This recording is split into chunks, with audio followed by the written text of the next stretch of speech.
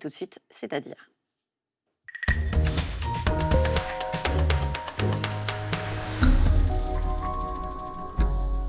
On fête le 50e anniversaire de sa mort. Il est né il y a 130 ans, il est partout en cette fin d'année.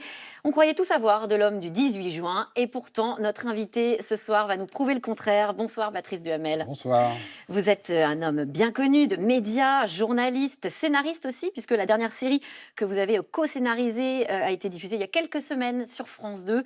Grand succès d'audience, De Gaulle, l'éclat et le secret. Depuis des années, vous décortiquez dans vos docs, dans vos films, les arcanes du pouvoir politique. Et vous publiez ce très beau livre de photos, De Gaulle, l'album inattendu. Il est coécrit avec Jacques Santamaria. C'est aux éditions de l'Observatoire. Pourquoi inattendu ? Est-ce qu'on ne sait pas déjà tout du général de Gaulle ? Parce qu'il y a des photos inattendues et parce que nous avons demandé à une soixantaine de personnalités très différentes de la famille, les petits-enfants, un petit-fils, une petite-fille, des anciens collaborateurs, le dernier aide de camp du général de Gaulle, et à des personnalités politiques contemporaines qui ne l'ont jamais connu.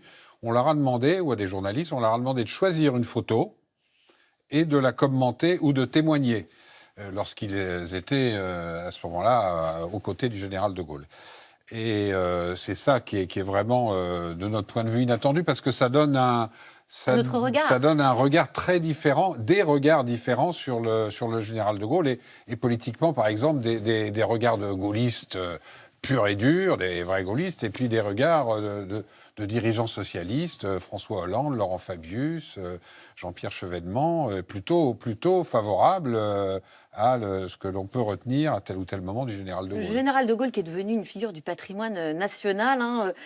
Tout le monde se revendique finalement du gaullisme. Est-ce qu'aujourd'hui c'est la récupération ou un hommage ? Bon, il y a de la récupération parce que il y en a certains qui l'ont beaucoup combattu et qui aujourd'hui s'en réclament. Mais parce que c'est une espèce, parce que je crois qu'il est plus, il est au-delà de la politique et à la fois dans l'histoire et dans le patrimoine. Donc, je ne sais même pas si on peut parler d'héritage pour le général de Gaulle, parce que ça va au-delà de ça. Et donc, effectivement, tout le monde s'en réclame, et pas seulement chez les politiques. Hein. Tout le monde. Alors, dans le livre, justement, vous en parliez, de nombreuses photos, certaines très célèbres, comme l'appel du 18 juin, d'ailleurs, on va en parler dans quelques instants, mais d'autres beaucoup moins connues, comme celle-ci, où l'on va voir le général de Gaulle, voilà, sur la plage de Bénodet, sur ses genoux. Anne, sa petite fille, elle ouvre votre livre. Pourquoi cette photo ? C'est une photo extraordinaire.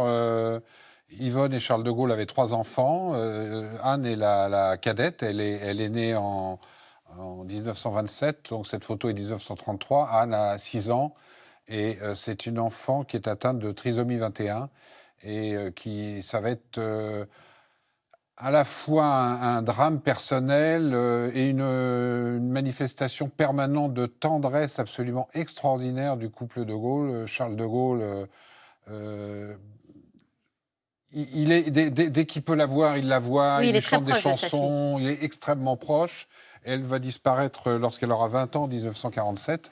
Et le jour où elle disparaît, il dira à sa femme maintenant, elle est comme les autres.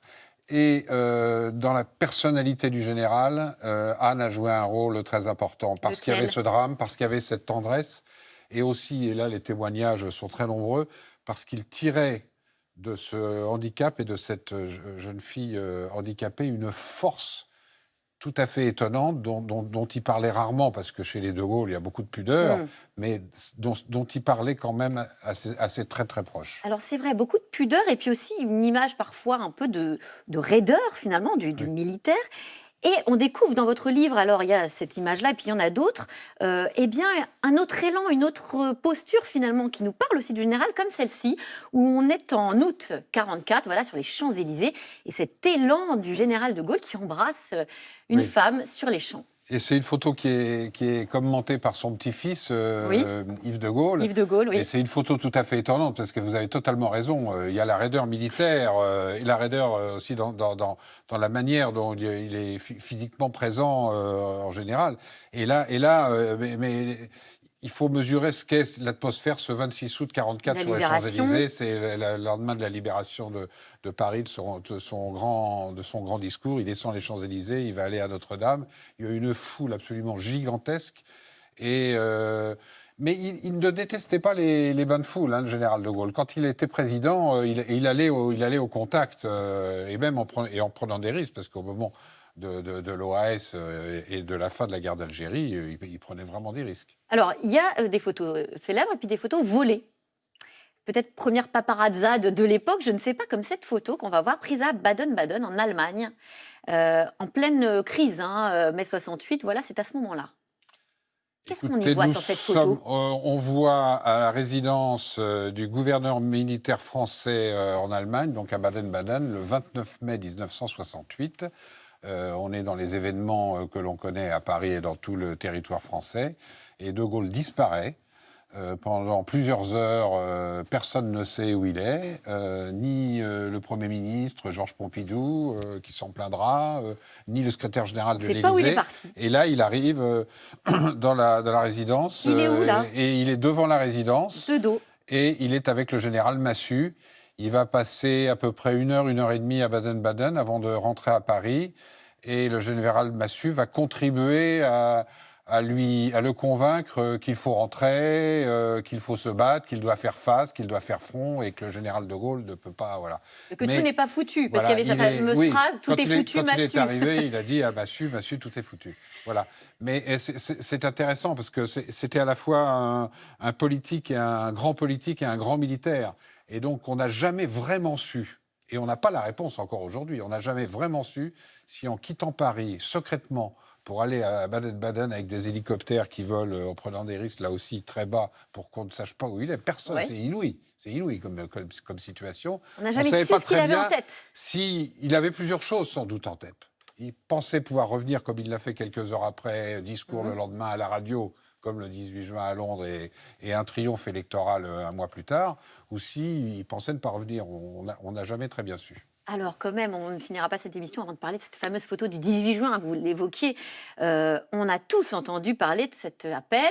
Le voilà, BBC de Londres, sauf que ce n'est pas du tout le 18 juin. Ce n'est pas la photo du 18 juin, c'est une photo qui a été prise de mémoire en octobre 1941. Oui, c'est ça. Devant le micro, mais c'est... Elle n'existe pas en fait, la photo du 18 juin ? Non, il n'y a pas de photo du 18 juin, il n'y a pas l'enregistrement du 18 juin. On connaît le texte de l'appel, mais le premier enregistrement, il a été fait à l'allocution du 22 juin, c'est-à-dire 4 jours plus tard. Un texte qui est d'ailleurs assez proche de celui du 18 juin. Mais cette photo, effectivement, ce n'est pas celle du 18 juin, mais c'est une photo mythique. On est, comme on le disait tout à l'heure, au-delà de l'histoire. Est-ce qu'il y a des photos ou une photo que vous auriez aimé retrouver et qui est une photo, la grande absente ? Est-ce qu'on a tout vu finalement de ce qu'on recherchait du général de Gaulle ou pas ?